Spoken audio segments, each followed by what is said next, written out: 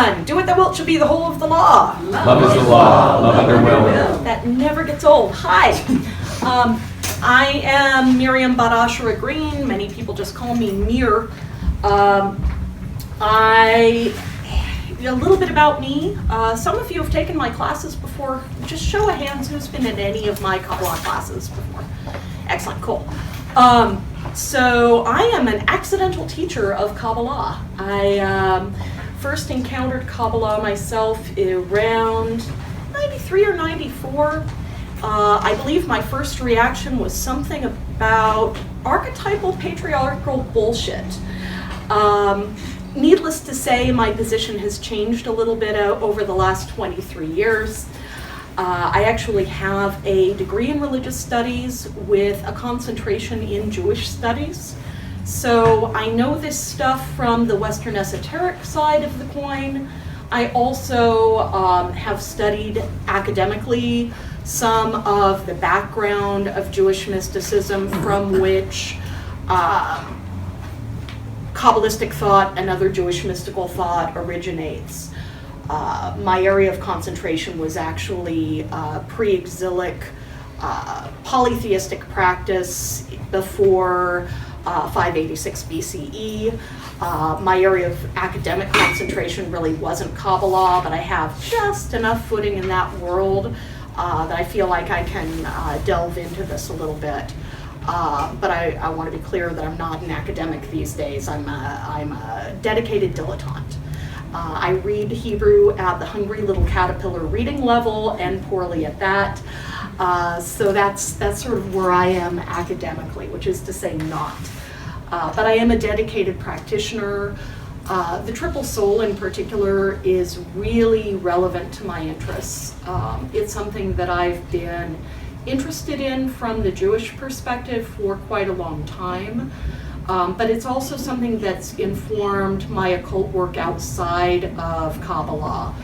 I cut my teeth originally in the reclaiming tradition, which really roots its understanding of the soul and magical practice in a triple soul context, and that coming out of the Anderson Ferry tradition, which very much works with the triple soul and alignment of the triple soul as a core tradition. What I've tried to do in this class is go beyond that and really look at the roots of where the idea of the triple soul comes from in a Jewish context, and more importantly, to root that in a few techniques of Kabbalah that I want people to really start learning as a frame. If you've taken my classes before, what you'll notice is that some of these key frames come up over and over and over again. And I actually had a discussion earlier today about correspondences and memorization. I want you to get the content of each class. If you've taken the Muppets class, I want you to have an understanding of the Yetzer Hara and the Yetzer HaTov. If you've taken a tree class, I want you to have an understanding of the Sephirot. After this class, I want you to have an understanding of the triple soul.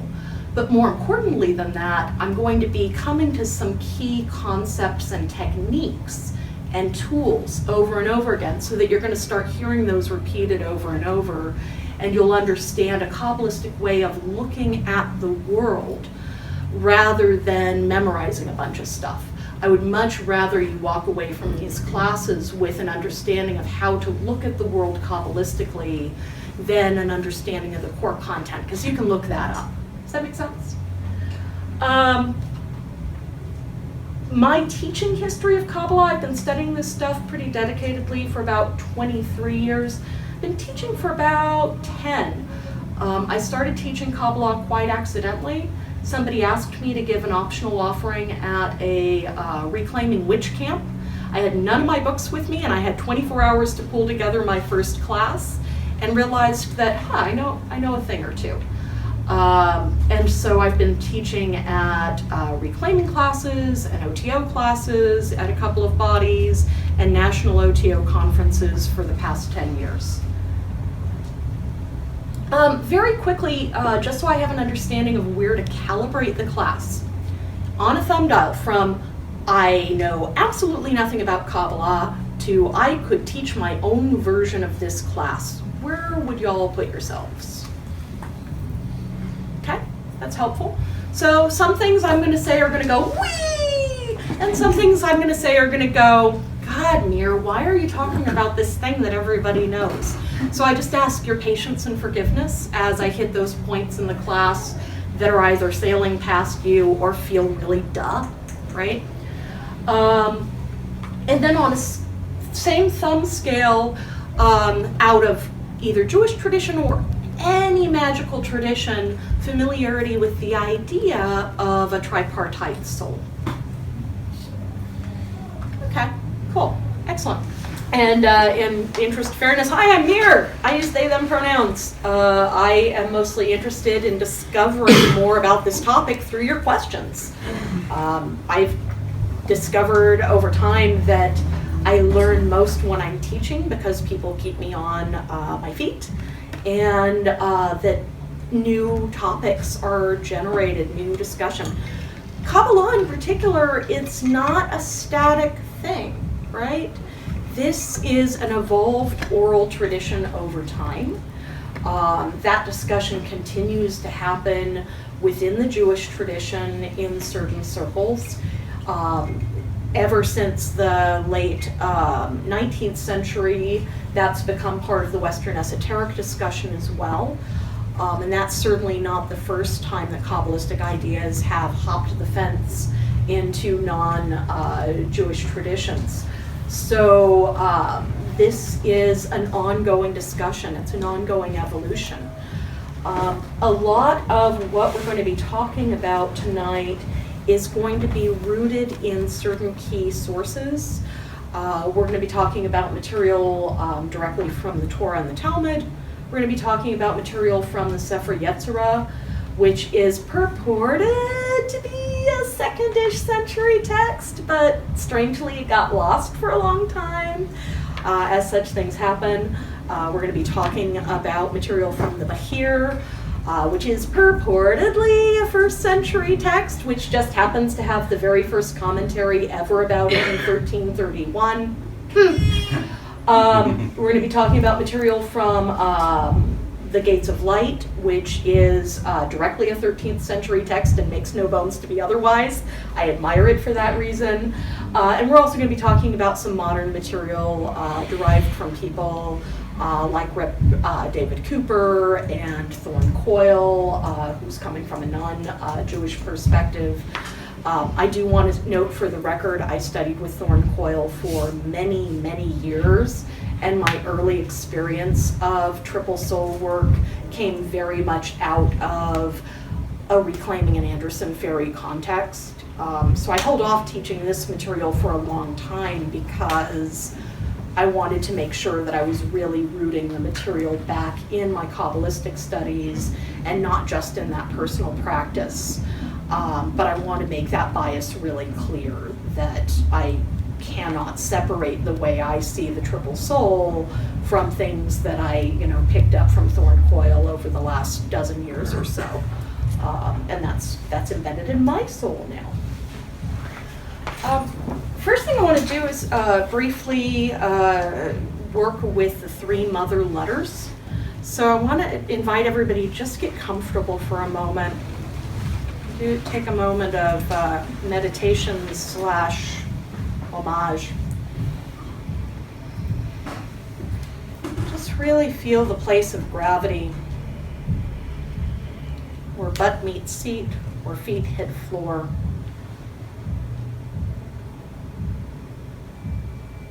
And feel the breath entering and leaving the body.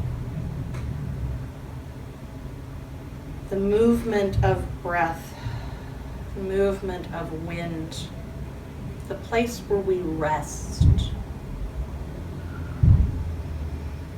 And reaching out to a place that is as close to us as breathing in is to breathing out.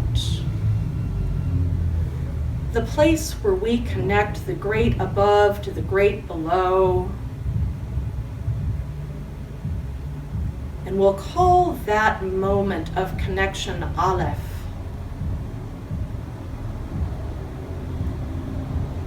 Aleph being that vertical orientation, Aleph being that place in our own center and our heart, that foolish place that dares to connect with everything above us, beneath us, beyond us.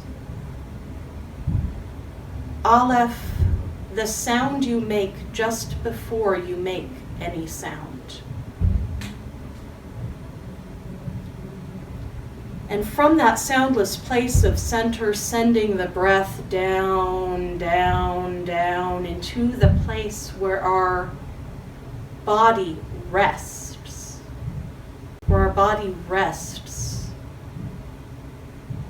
and feeling that watery, connected, held, contained place that we'll call Mem. And feeling that deep energy, Mem, that tracks the sun going from east to west, that tracks the sun traveling under the earth from west to east again in that dark place where we rest. A place where the soul can nestle in, and we call that Mem. And then sending the breath and the attention up, up, up, up, up, feeling a fiery energy that we call Shin.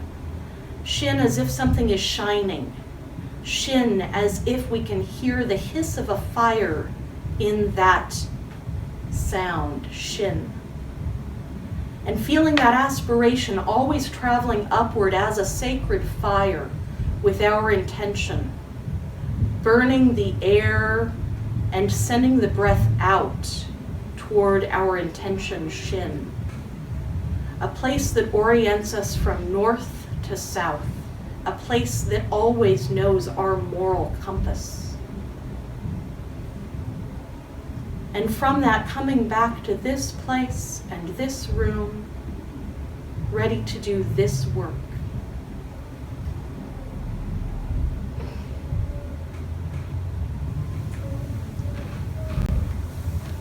So the idea of the three mother letters comes out of the Sefer Yetzirah. It's some of the oldest Kabbalistic technique we have.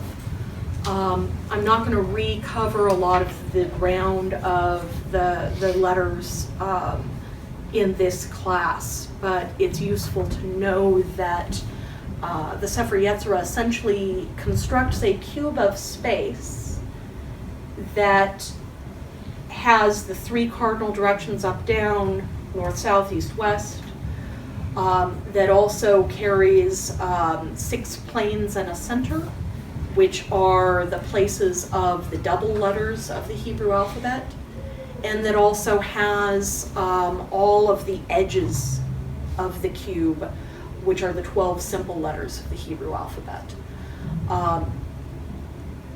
When I first started doing my research for this class, that was not really part of it.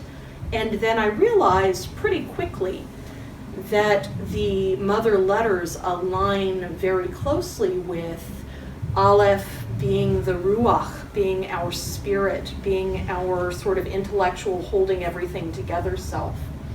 That watery Mem that holds emotions corresponds deeply with our Nephesh, our soul, the place of us that rests. And that fiery Shin coming up corresponds very deeply with our Neshamah, our breath, our place that listens.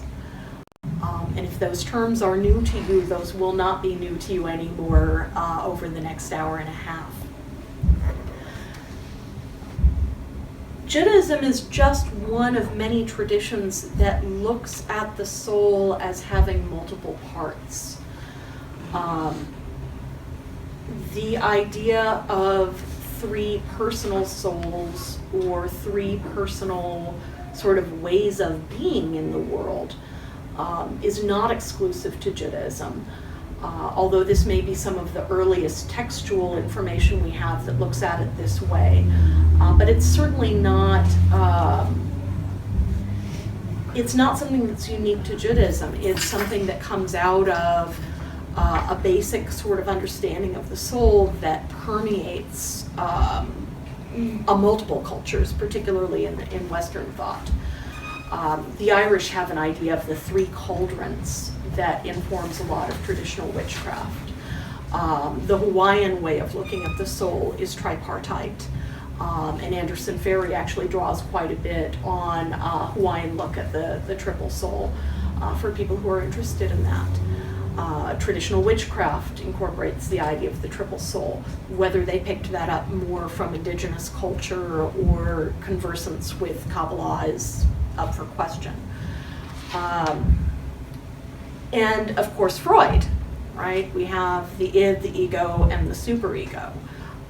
Those map very well to the three personal souls. So this isn't a uniquely Jewish idea, but we're going to approach it from a uniquely Kabbalistic context tonight.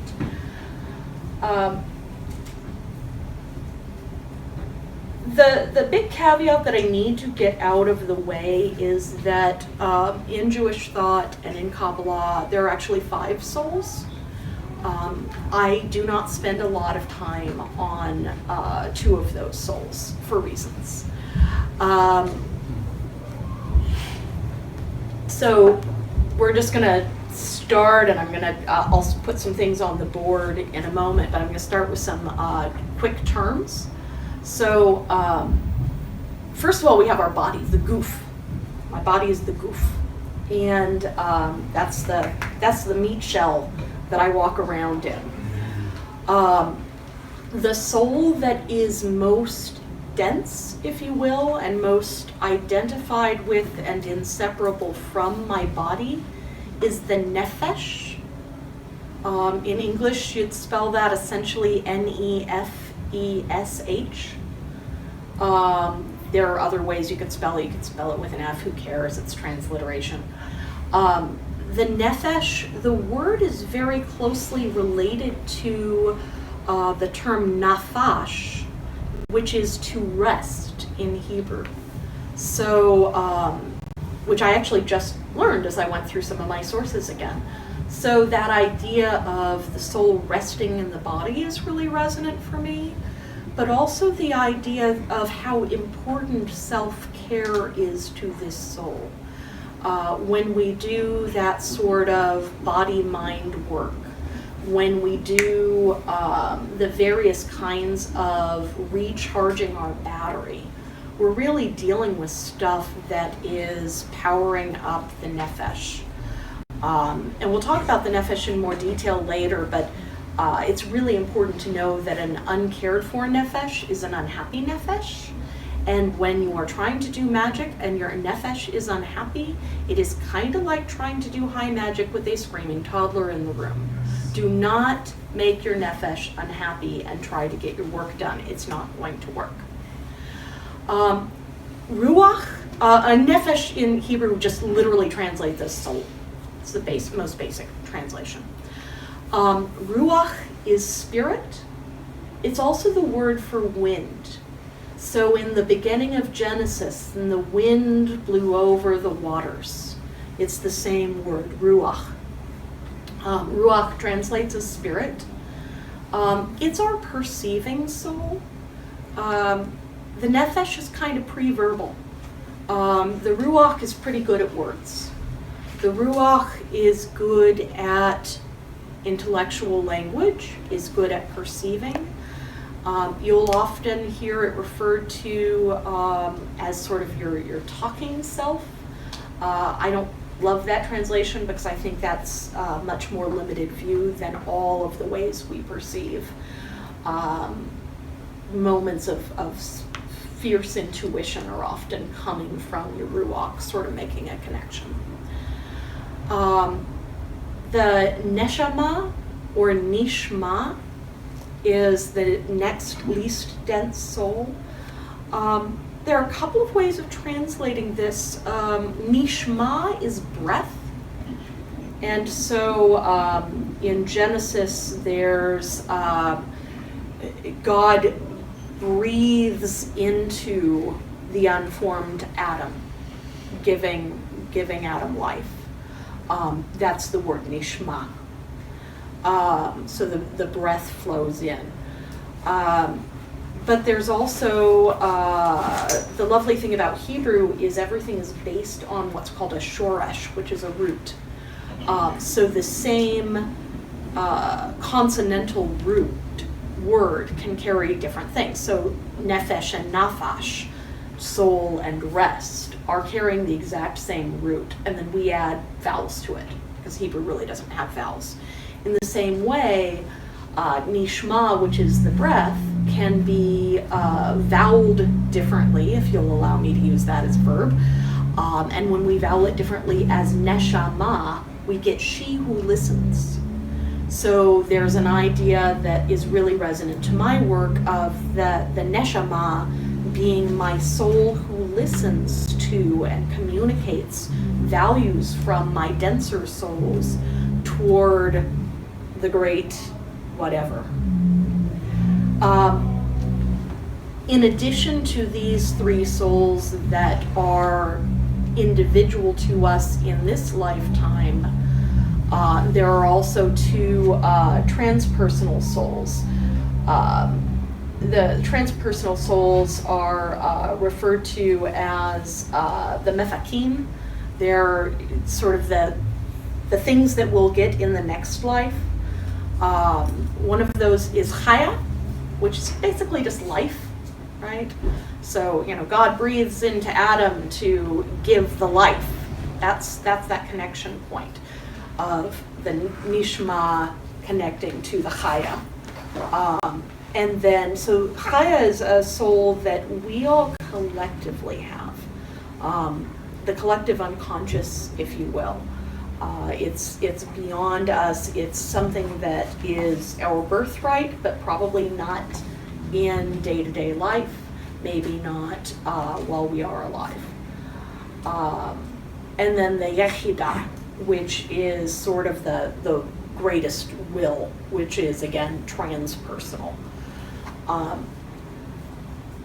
The reason that I don't, and honestly, the reason many rabbis don't get too much into the chaya and the yechida is the tendency that I think we all have to treat things that are lined out as a hierarchy as race to the finish. The goal of working with our souls is integration and connection, getting all of our souls on board toward a purpose. It is not like the chariot work where we are trying to get from here to there. And I think there is a tendency to want to see how we can climb up the souls. Like, I'm going to get to the Yechida level. This isn't Pokemon. We're not leveling up, people. We are working toward being right here as we are. All right, I've made a Pokemon joke now. Muppets, we see. Yay! So where the heck do we get these terms? Where is this idea coming from that there is a Nephesh and there is a Ruach and there is a Neshamah? Who the heck decided that this meant that we had different souls? Because that's crazy talk. Part of it comes out of, like I said, this sort of general notion that is not unique to Judaism, that we have different ways of interacting with the divine. Right? I mean, there's sort of a basic idea of human nature that there is a part of me that is always here that reacts better to imagery and smells and bells and massage and yoga and deeply embodied work. It's still spiritual, right? It's still a way of interacting with the divine. Sex magic, yay. But it's not the same as the part of me that is inspired by Crowley's poetry. It's not the same as the way I get inspired by Rumi, or the way I get inspired by Sappho's sexy poetry, right? there are multiple paths to the divine. We just kind of know that. There is an intuition that sometimes we're going to have this transpersonal spark. Sometimes we're going to be in the flow or in the zone. And so there's something listening, right? So we know this about our nature, but the particular way that the rabbis look at these terms and go, yep, that's the word for this, and that's the word for this, and that's the word for this, comes out of a textual tradition, an interpretive tradition that dates at least to the Pharisees, probably earlier, that is a non-concrete way of interpreting text. I personally date this kind of to the exilic period. Very briefly, there is no Judaism before the exile in 586 BCE.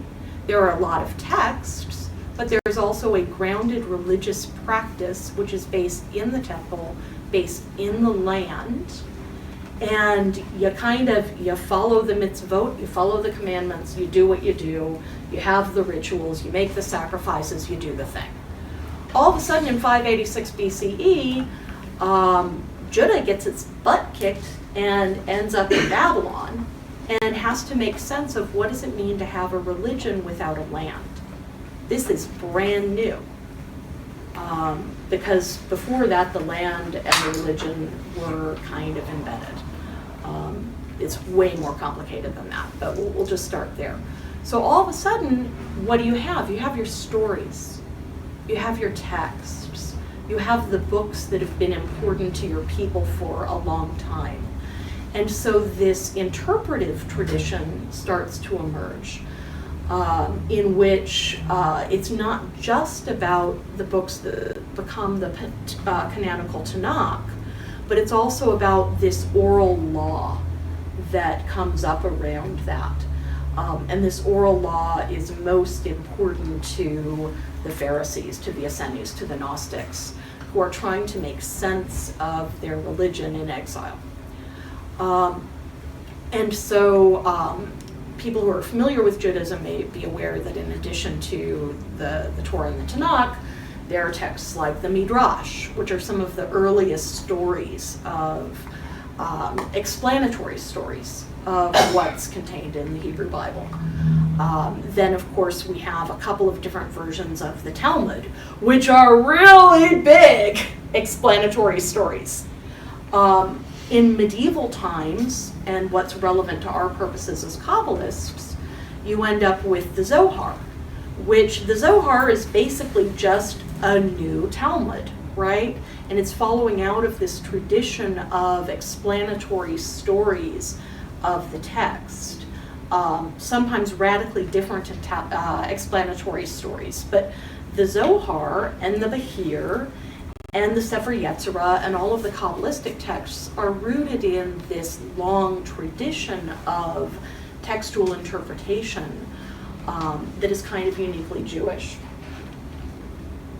Has anybody heard me before talk about something called Pardes as a tradition of interpreting stuff?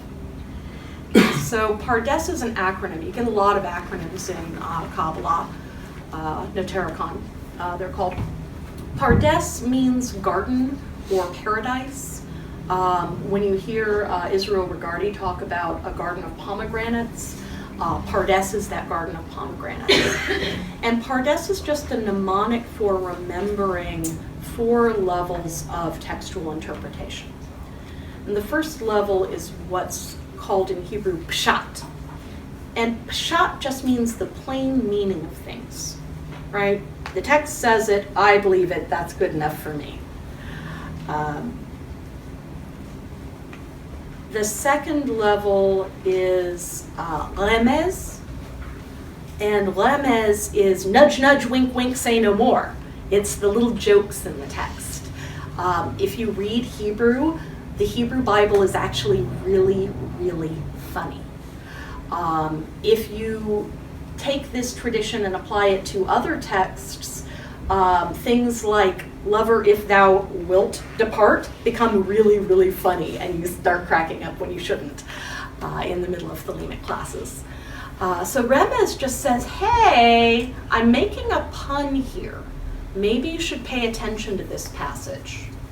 And there are so many puns, really bad puns, which may explain something about me, that I love this work.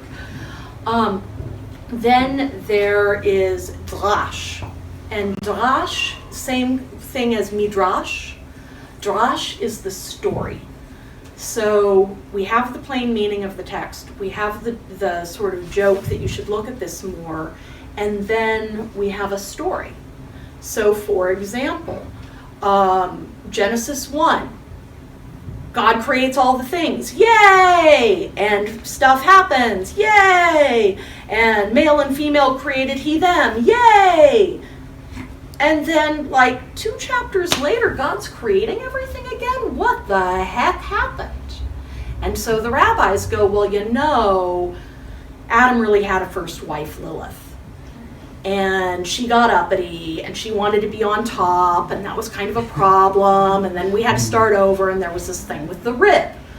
That's a midrash. That's an extra textual story that is interpreted into the story.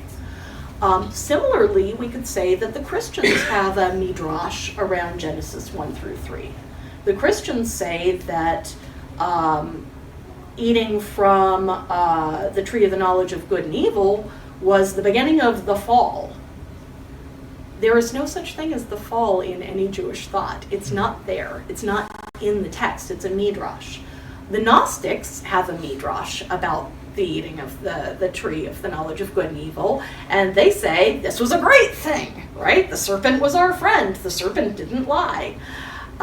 So there are multiple midrashim that we can apply even to the same text if we want to. That is not at all unique to Judaism. We can look at modern politics for another version of the same. And then finally there's sod, and sod is the secret. The idea is that all of this text and these jokes and these hints and these stories are hinting at something that is beyond words. So when the rabbis are looking at this word soul, nephesh, and then this same kind of concept being addressed by Ruach, and then the same kind of concept being addressed by Neshamah, and all of those coming up in Genesis 1 through 3 and throughout the Torah as ways of addressing the soul. Wait a minute. Okay, so why do we have these 3 words? It must mean something. The Remez suggests it means something. The Drash tells us what it means, and that hints at something that is deeper and beyond language. That Pardes thing is, I think, honestly, it's something that doesn't get taught much in Western esoteric Kabbalah. If there is one thing I hammer in every single Kabbalah class, it is the technique of Pardes. If you pick up just that and nothing else about Kabbalah, I would be astoundingly happy, because that's really, it's one thing to memorize the tree of life. It's an entirely different thing to understand how we got there. And this technique of Pardes is a living tradition that is your birthright as magicians, and is something that is not just, it's a tool that you can put in your toolbox and use for just about anything. So the 4 worlds. Somebody asked about the 4 worlds, and somebody asked about En and Sof and En Sofor. Yes? Yes. Let's talk about that shiz. How's everyone doing? Yay? All right, your Nephesh wants you, while I'm drawing things, to stretch. Your Nephesh wants to stretch. Excellent. Make your body happy. Cool. Bing, bing, bing. Whoosh. Whoa, we're in familiar territory. This looks like something that we know about. That's great. Who has seen something that looks vaguely like this before? Excellent. What is this thing? It's the Ten of Pentacles. It's the Ten of Pentacles. What else is this thing? Your Remez is spot on. Sephiroth. Yay! We love Sephiroth. And Sephiroth can be vaguely divided into what? Worlds. 4 worlds. Yay! You guys are awesome. And so we're going to say that our 4 worlds are also going from most dense to least dense. Huh. So down here we have the world of Asya. And Asya is the most dense world. It's rooted in the kingdom. If you ever have trouble remembering Asya and Atzilut, you can remember that Asya is the one on the bottom, right? So, thank you. Asya is the most dense world. You can totes put your Nephesh here, right? Our most dense soul maps to the most dense world, with a caveat that I will give you in a moment. This is the world of Yetzirah. The world of Yetzirah is the world of formation, and the world of Yetzirah also corresponds deeply with our Ruach, with our sort of intellectual endeavors. This is the realm of our intellectual and reflective being, right? So on the tree, that's the way things are, but also in our souls, that's. This world is Bria. And Bria is somewhat less dense. It's a world where things are just starting to coalesce, right? We have emotions, but not necessarily thoughts about emotions. We have a container to hold emanation, but things are fairly fluid. Things are able to shift and move. We're able to converse with the upper worlds that are transpersonal, but also move things progressively toward action from Bria. Bria is a world of intention. So this is where I'm going to at least initially put Neshamah, right? So that Neshamah is often sort of translated as the God soul. It's the part of ourselves that is taking all the information from our personal souls, and when we are at our best, is able to sort of come together and send messages up. Now, this is also a triad where we have some of the most difficult conflict in the human spirit. The tension between loving kindness and judgment lives here. And those dealing with the power of connection. So our Neshamah is really online most when we are able to find the strength to yoke together our loving kindness and our judgment, and also connect with and align with everything else. And then in this upper triad, I would put the Chaya here up in Atzilut, the nearness, where we have the primal point and wisdom and understanding. These are understood to be transpersonal in nature of the souls. Also, this is where the abyss is on the tree, right? So we've got sort of a false sephira here of knowledge, da'at, which is where the abyss is. There's also a very funny remez there in Hebrew. If you say da'at about a place or a person, you are saying you shtoked them, This is a great way to make your Hebrew teacher blush when you didn't mean to, because you just keep forgetting that there are two different verbs to know. But when you hear that thing about to know somebody in the biblical sense, you're talking about da'at, right? And then the most transpersonal, we have the En Sof and the En Sof Or. That's where I would put Yechida. Now,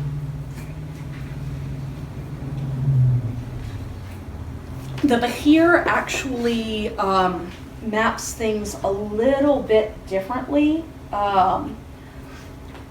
The Bahir is going to put the Yechida here in Chokhmah. Let's see if let me think about this for a second. Yep, that's right.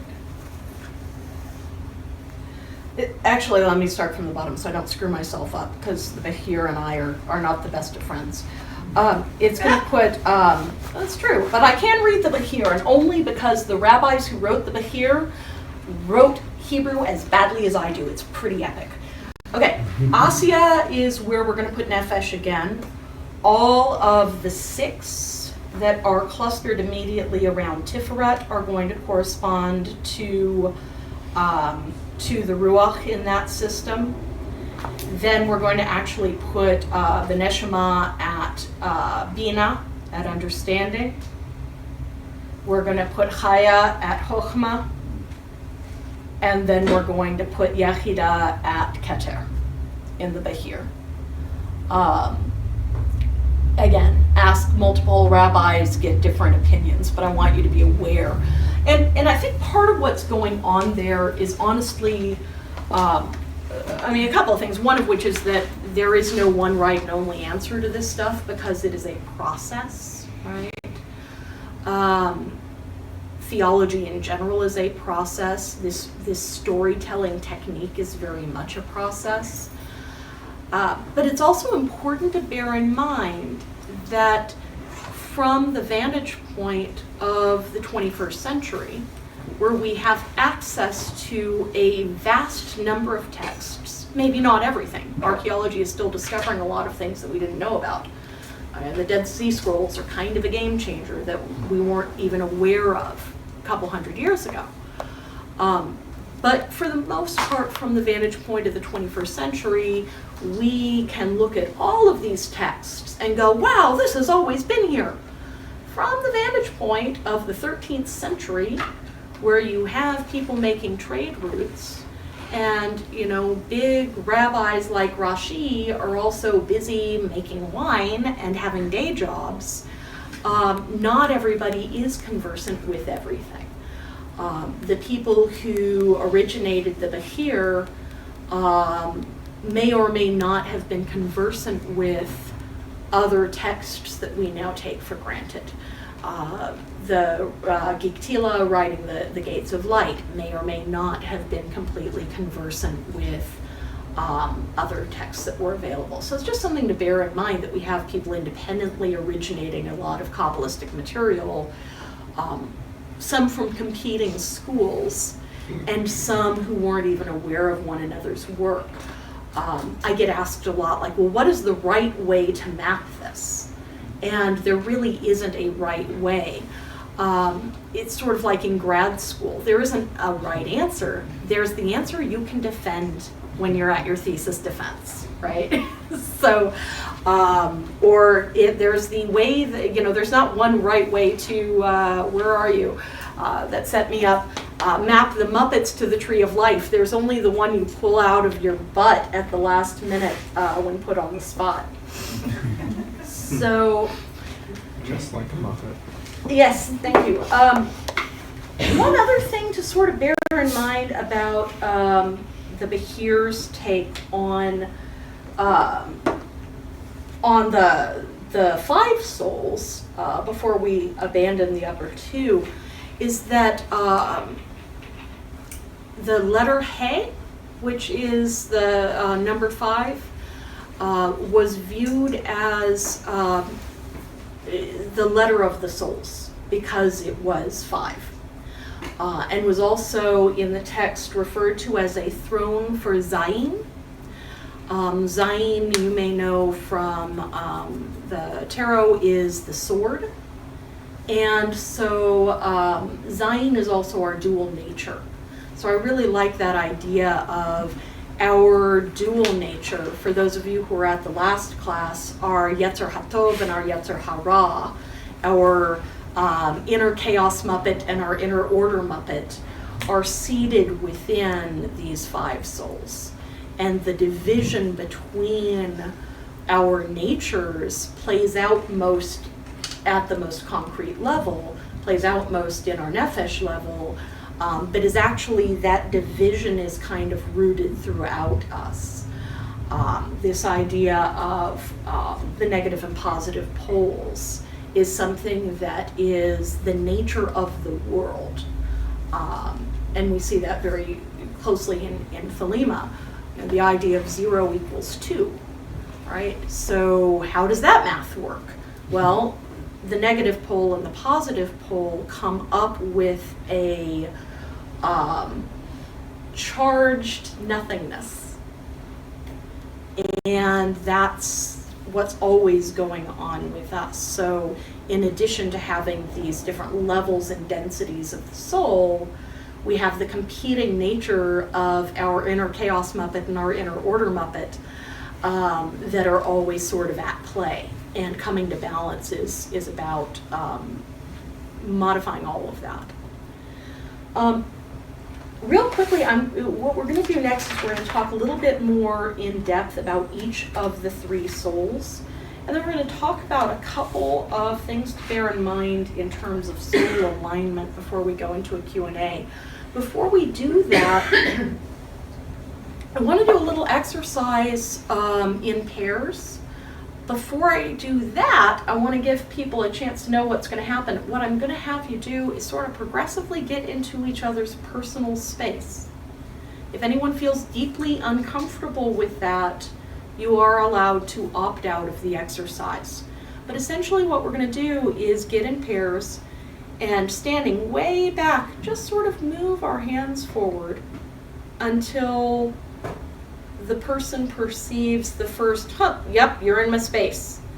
And then keep going forward until we get to the, whoa, buddy, you're way up in my business.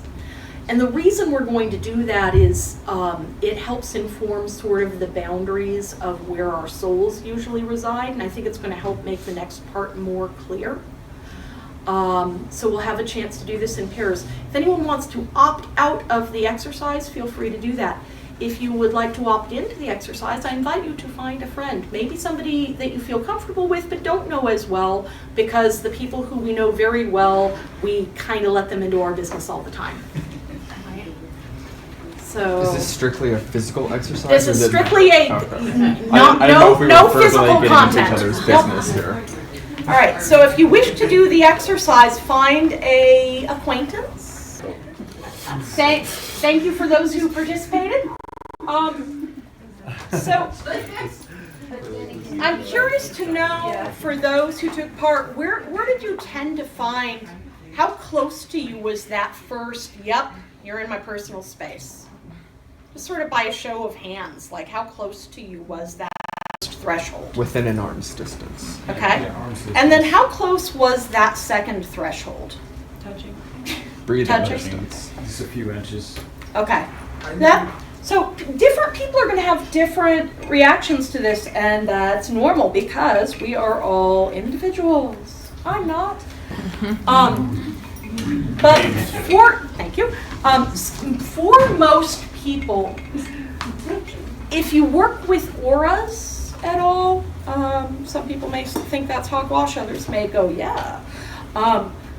The Nephesh aura, if you will, tends to be pretty close to the body. In Anderson Fairy tradition, some people call the Nephesh the sticky one.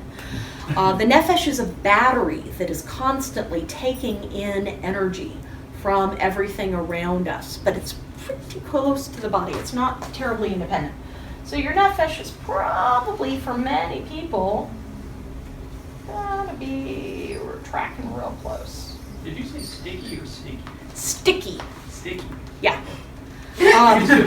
Yeah. So I tend to find like I can really feel sort of like if I do this even to myself, I can kind of feel where my Nephesh starts. I can literally feel the emanating warmth of my skin, unless I've been out without a jacket again. I usually can find, if I just sort of let my arms rest, I find there's almost a natural resting point for where my Ruach is. And Thorn Coyle calls the Ruach sort of an auric egg, right? It's kind of all the way around. And like, you ever get the eyes in the back of your head? Right, you know that somebody is in your space and you did not hear them, but you just, that's often for me, I find that's my Ruach going off. Somebody is in my space and I can feel that invasion even if I don't have a conscious way of perceiving it. The Neshamah is, it's interesting because when we are at a point of disconnection, our Neshamah is always sort of like available to us, but we may not be connected with it. It always belongs to us. It's always accessible, but we are able to converse with our Neshamah. We are able to have our Neshamah listen to us when we are aligned between our Ruach and our Nephesh. Because our Ruach and our Nephesh have very strongly competing desires much of the time, our Neshamah is often not really online. The more you practice, often the more you're going to find that your Neshamah is right there, as close to us as breathing in is to breathing out. But for people who don't have a contemplative practice, who don't have any sort of mind-body practice, accessing that sense of intuition, accessing that sense of divine connection, accessing that sense of wholeness, integrity, literally an integral alignment, is not always there. You look at, somebody was talking about Buddhism earlier, the idea of suffering being rooted in delusion, right? It's very easy to fool ourselves. And when we are not connected, particularly when our Nephesh and our Ruach are doing really different things, that's a place where a lot of delusion happens. From that place, our Neshamah is always there and always ours, but is not connected with us. I think probably almost anybody can have moments of the big flash. It could happen because of doing a lot of work. It could be attainment. It could be, oh my God, the Gnostic Mass blew me open. It could be, holy God, I'm tripping balls on acid. Things happen. So I'm just saying, there are moments when the Neshamah can sort of come down and you're like, whoa, where'd that come from? But for those of us who are magicians, who are yogis, who are practitioners, who have a meditation practice all the time, who are engaged in intentionally aligning our souls, you're going to find that that comes down and may be more centered all the time. We may see something that looks a lot better than this, but generally this image cross-culturally, right? When we look at the pictures of the Buddha, when we look at pictures of Jesus, when we look at pictures of the saints, there's a reason there's this big old halo here. Yes, Mary. I just have to say out loud, I've been enjoying your black halo, your hat. As the black Neshamah halo has been just... Well, yeah, I've been, it's just like so fucking cool for this class. So anyway, thank you. Oh, thank you. My accidental rabbi hat. Yeah, and I mean, there's a reason the hat has pretty good significance. whether it's a kippah, a yarmulke, or some other kind of hat. Like keeping the head covered is kind of legit. In Hebrew, you want to know what the modern word is for hat? This flipped me out my first week of Hebrew class. Keter. Hat. Yep. Living language. Yep. So I'm just going to do a quick time check to figure out how much time I can give each of our souls. Okay, cool.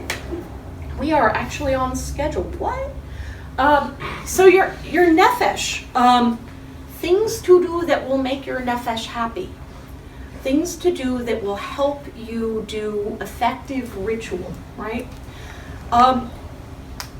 The biggest mistake that a magician can make when constructing ritual is to do things strictly for the Ruach, right? You can construct something that is you have really great text. Yep, and I'm going to read this text, or maybe I even have it memorized. And I've aligned things, and I'm lined up completely with Bleskin, and I've got all my intellectual things down. Yep, I have tools, whatever. Yo Nephesh gonna get bored. Do you want your Nephesh bored during ritual? I'm gonna say no, because what does a bored Nephesh do? A bored Nephesh throws temper tantrums, runs around the temple, yells, or just tunes out. Yes. Now here's the secret. Guess who talks to your Neshamah? Guess who puts all those messages up to the Neshamah? Is it your Ruach? No. Is it your Nephesh? Yeah. Nephesh has a red hot hotline phone that goes directly to your Neshamah, and that hotline goes directly to your HGA. Do you want to construct a ritual that bores your Nephesh? You do not. So what do you want to do as an effective magician? You want to make smells, sounds. Why do we drum in the Gnostic Mass? Because a half hour of communicating, and no, I need drums. Thank you. I'm gonna no drums. Yes, and then I'm like, yeah. Ooh. Incense. Why do we do incense? We get our Nephesh on board. Symbols, songs, whacked out languages that we don't even know. Right? Like Egyptian? What? Dove language? Okay. I'm so getting kicked out of the O.T.O at this exact moment. I'm sorry, Bishop. I'm sorry.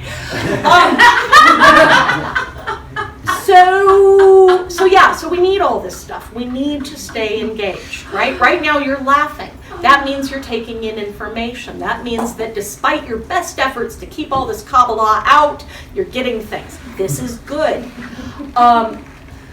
We also need to engage our Ruach, because let's face it, we are perceiving intellectual beings. We do need words. We want poetry. We want intellectual engagement. Without those elements, we're just going to think this is a whole bunch of witchy-woo bullshit. Right? We're smart people, and we need to convince ourselves that we are doing very smart, magical things. Right? So our Ruach also needs to be engaged. This is true, right? Yoga and massage and physical exercise and otherwise just keeping our mind-body integration happy is going to keep the Nephesh fed. Study, intellectual conversation, participating in local bodies where we can talk all of this stuff out is going to keep our Ruach fed. Those are both necessary. There is a deep wisdom that the O.T.O has dual branches of yoga and magic. This is not an accident. I think we ignore the yoga part too much to our detriment. These are ways of yoking our Nephesh into being able to do the work. When we are able to get our Nephesh and our Ruach aligned, that's when we can start feeling ritual work. Something is happening that is bigger than ourselves. We can hear what is bigger than ourselves. We can breathe in what is bigger than ourselves through our Neshamah. We're not going to have that all the time. When I've been working a street fair all weekend and I'm grumpy, I'm not going to have my Neshamah on board. That's okay.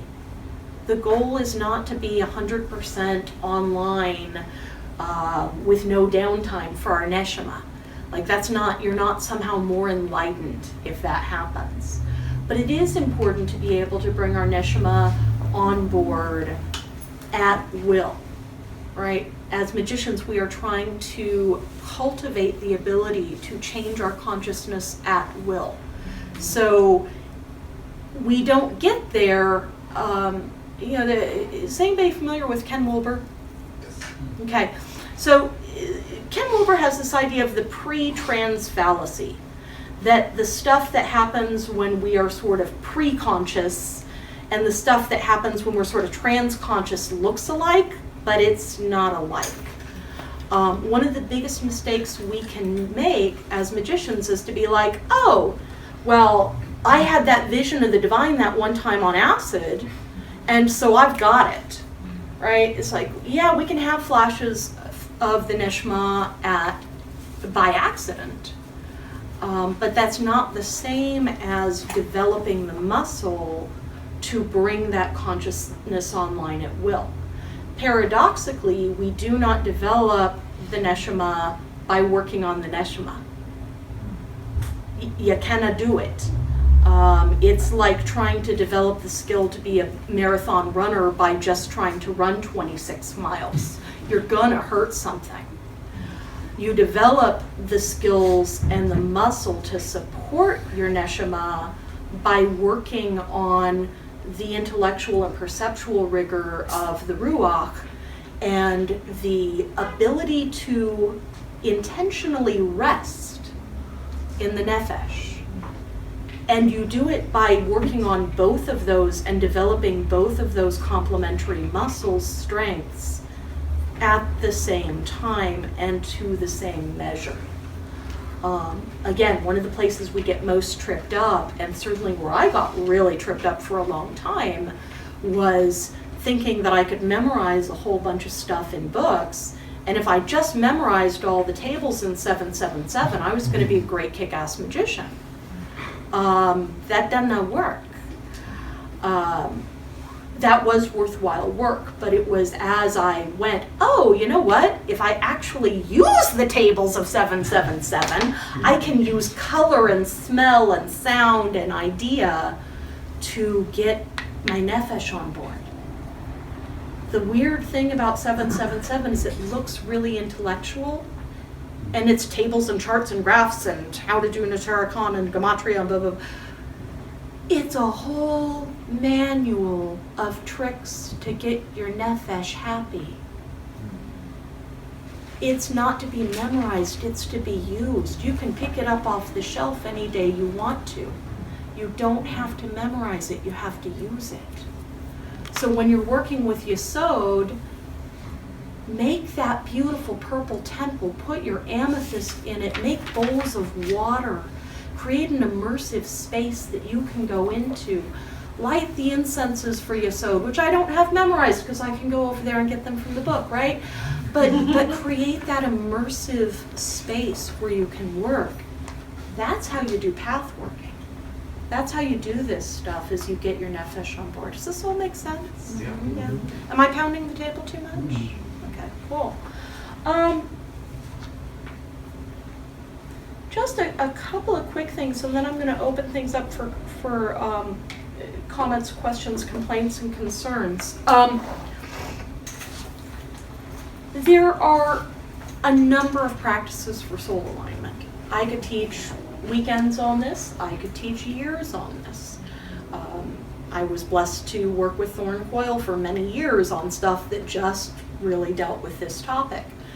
But a couple of very quick ideas of how to cultivate soul alignment. I mean, first of all, whatever it is that you do as a practice, and that could be yoga, that could be sitting meditation, that could be sex magic, that could be making excellent meals, whatever it is, saying will over meals, right? Whatever it is, looking at ways to ensure both the sensuality and the intentionality are there is always a good practice, sort of a core practice, if you will.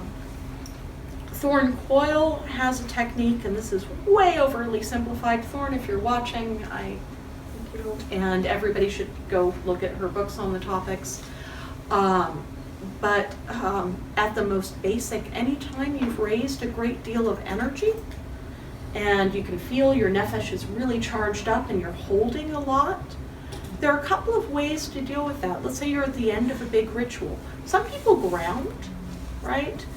Let that energy go back to the earth. You're going to see that a lot, particularly in sort of neo-pagan traditions. But Thorne's recommendation is before you send anything back to the earth, literally send up a breath. Imagine that there's your God soul above you, a sacred dove above you, a paraclete, if you will, and that you're sending that breath up. And then if there's still excess, grounding, right? But before we even ground, and we're using that breath to align the souls. Very, very simple practice. If you're around large groups of like reclaiming or fairy people, you'll tend to see people do that, and that's why you're seeing it, is they're just sending that breath up to align. More rooted in the Kabbalistic traditional practice is the idea of brachot. Brachot are blessings. Bracha is the singular.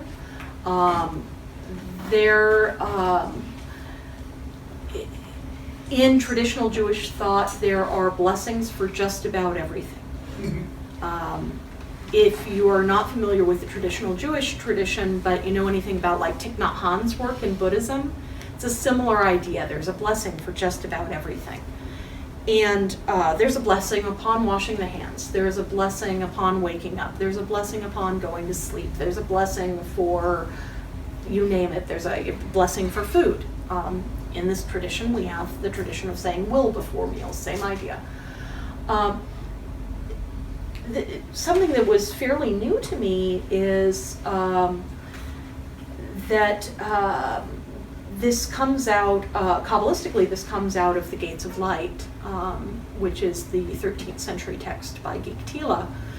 And Giktila basically says that there are different schools of blessings that correspond to Aleph, which is number 1, Yud, which is number 10, and Kuf, which is number 100. If you didn't already know, Hebrew letters are also numbers, which leads to all kinds of fun shenanigans. But the idea is that 100 Nephesh blessings lead up to a Ruach blessing, leads up to a Neshamah blessing.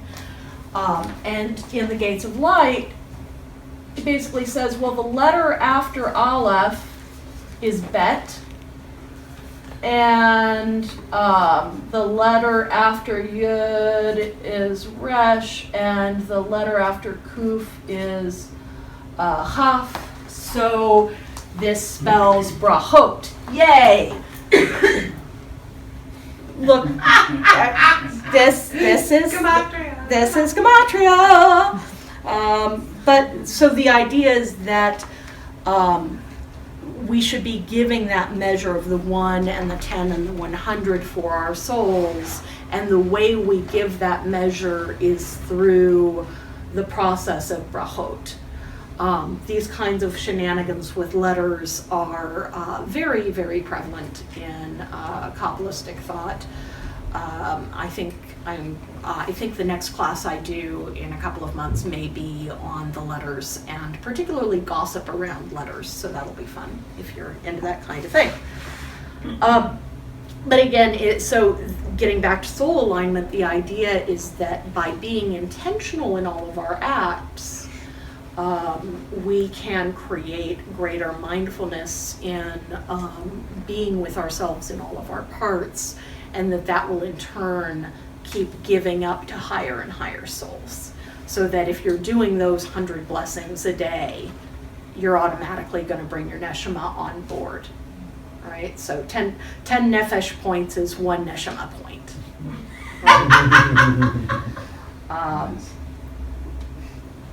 Okay, I want to thank everybody for being here. I'm going to do just a couple of pieces of administrative hoo-ha, and then I'm going to open the floor for questions. Administrative hoo-ha wise, as Brother Ben mentioned, there are classes every single Tuesday at this here lodge. There is a Gnostic Mass every single Sunday. If you come by around 3:30 in the afternoon, you too can play a game of Kabbalistic pinball that we call the Gnostic Mass. I am not joking that it is Kabbalistic pinball. If you know anything about the tree and you watch the Mass, it's kind of fun. The Dharma is free, the light bill is not. I don't know if Brother Benson mentioned it earlier, but there is a beautiful, it's Neshamah-shaped halo of donations. If you are able to contribute any amount, the suggested donation is $5. That goes to continuing the work that we do here and allows us to keep sharing Kabbalistic hoo-ha for many months to come. And with that, we're coming up on 9 o'clock. The formal class is ended. Okay. Thank you, everybody. We appreciate